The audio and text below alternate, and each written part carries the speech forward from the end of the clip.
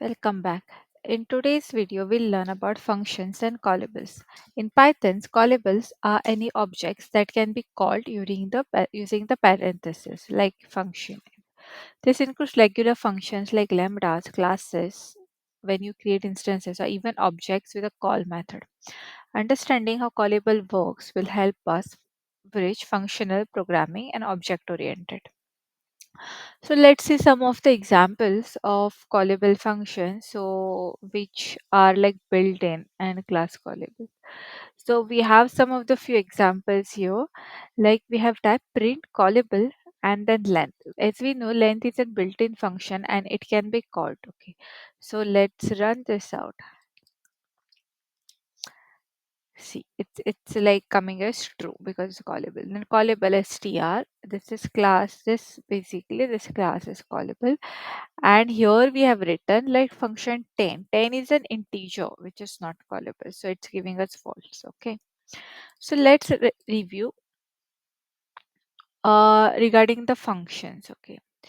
So functions in Python are defined using the def keyword def. We have seen this earlier, and they can accept the arguments and return the values and contain any logic that we will be needing it. Okay. So most importantly, functions are like first class objects. This means you can assign them to variables, pass them to other functions, and even return them just like any other objects. We have learned this and seen this in earlier as well. This feature is what allows decorators, callbacks, and function style programming in Python. So let's just see an example so that we can just review our Python function. So here we have defined a function called greet name, and we have given it parameters like argument like name, and we are asking return f hello name. So when we are assigning functions to the variable, print say hi Python. So we'll say what it comes. See, it comes as hello Python. Okay. So let's now go to our next slide, that is callable instances. In Python, you can make instances of class co- behave like functions by defining a special method call, dunder call. When you write object, Python internally looks for and executes obj.call. This is useful when you want objects that are configurable functions, objects that carry data but also behave like callable behavior. So we have your example here and we'll just understand it through the code. Okay. So we'll just run this in our VS Code. So here we have defined a class called adder. The init method is the constructor which runs when a new object is created. We have learned about this, and it takes a parameter as n and stores it in the instant attribute called self.n. So if we create adder 5 and then inside that object, what happens is self.n is equal to 5. Okay, you see. So we are now defining this particular function, defining call. So call is a special method in Python. If an object has a call method, it becomes callable, meaning you can use it with parentheses just like a normal function. Your call takes the x and returns x plus self. See, we have written x plus self dot n. So we already know what is self dot n is. It's the n number. Okay. So we are creating an instance here like add 5 is equal to add of 5 and adder and pass 5 to that particular constructor. Calling the instance like a function. So when we are here like print add 5 comma 10, when we do so, Python looks for call inside add 5, it finds it and executes it. Okay. So output what we should be getting is 15 here. See. So using call turns your objects into function like objects, and that can also store states like self.n. Okay. So this is for this particular example. I hope you guys understand it. Classes are callable.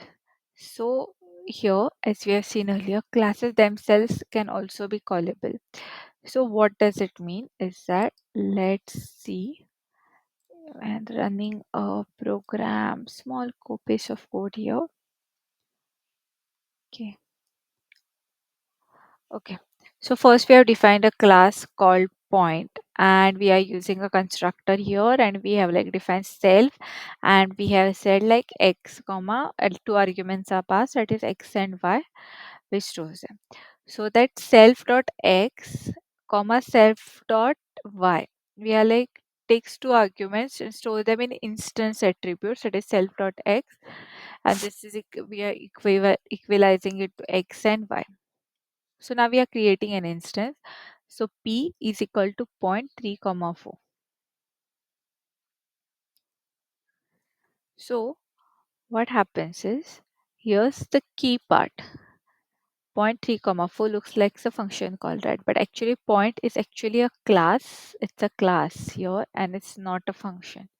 Classes are callable when you do 0.3 comma 4 under the Python. But since point is a class, its meta class type defines call method, which is created. Okay, so let's understand a little bit on call class. So it handles overall object creation, and here we have created this particular instance, and now print is instant p comma point. Okay, checks whether object is an instance of class or a subclass, where here P was created by calling the point class. Okay, so let's run this and we'll see what happens. It comes as true. Okay, so we'll understand about lambdas. We have a detailed in-depth videos for lambdas, so just go in a very short way. So lambdas are anonymous functions, single expression functions. They are often used for short throwaways functions, where using like refining a function would feel like too much. So lambdas returns the values of the single expression automatically, and they are often passed to higher order functions like map, filter, or sort. Even though they are simple, they still full-fledged function objects. So let's see an example for this as well.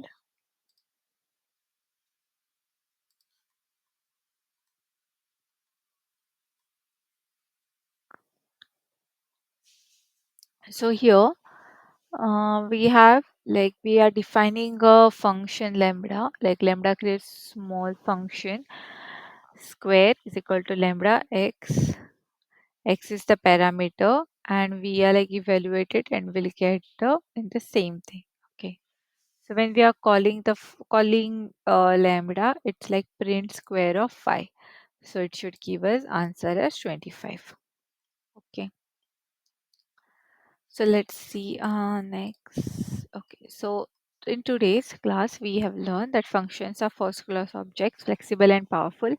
Any object with a call method is considered callable, including class instances. Classes themselves are callable thanks to Python metaclass machinery. Lambdas provide a fast way to define simple functions without naming them. Understanding callable is essential because many advanced Python features, decorators, factories, callable, even frameworks are built on these functions. Thanks for watching this video. Let's meet in the next.